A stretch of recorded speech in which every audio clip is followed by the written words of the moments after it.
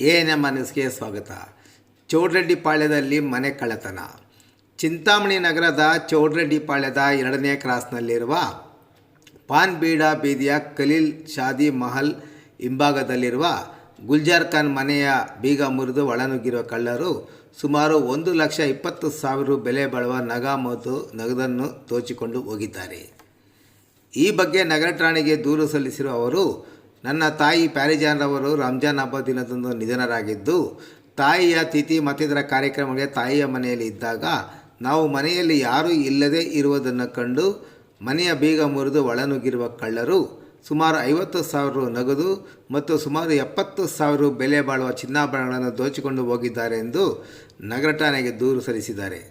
ನಗರ ಠಾಣೆ ಪೊಲೀಸರು ಪ್ರಕರಣ ದಾಖಲು ಮಾಡಿಕೊಂಡು ಸ್ಥಳ ಪರಿಶೀಲನೆ ನಡೆಸಿ ಮುಂದಿನ ಕ್ರಮ ಕೈಗೊಂಡಿದ್ದಾರೆ. ಸಾತ್ವಿಕ್ ಫುಡ್ ಪ್ರೈವೇಟ್ ಲಿಮಿಟೆಡ್ ಕಂಪನಿಯಲ್ಲಿ ಕಳವು.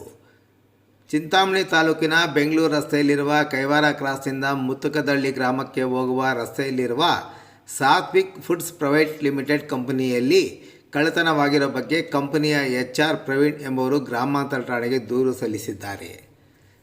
ಕಚೇರಿಯ ಸೂಪರ್ವೈಸರ್ ಮುನೇಶ್ ರವರು ತನಗೆ ಕರೆ ಮಾಡಿ ತಮ್ಮ ಕಚೇರಿಯಲ್ಲಿ ರಾತ್ರಿ ಕಳವಾಗಿದೆ, ಕೂಡಲೇ ಬನ್ನಿ ಎಂದು ಹೇಳಿದ್ದು, ನಾನು ಕೂಡಲೇ ಅಲ್ಲಿಗೆ ಹೋಗಿ ನೋಡಲಾಗಿ ಯಾರೋ ಕಳ್ಳರು ತಮ್ಮ ಕಚೇರಿಯ ಹಿಂಭಾಗದಲ್ಲಿರುವ ಮೆಶ್ ಕಿಟಕಿಯನ್ನು ಕಿತ್ತು ಹಾಕಿ ಹಾಲ್ನೊಳಗೆ ಪ್ರವೇಶಿಸಿ ಅಲ್ಲಿಂದ ಮೇಲ್ಭಾಗದಲ್ಲಿರುವ ಕಚೇರಿ ಮೆಟ್ಟಿಲು ಮೂಲಕ ಮೇಲಕ್ಕೆ ಹೋಗಿ ಅಲ್ಲಿರುವ ಕಚೇರಿಯ ಬಾಗಿಲನ್ನು ಕಿತ್ತು ಹಾಕಿದ್ದಾರೆ.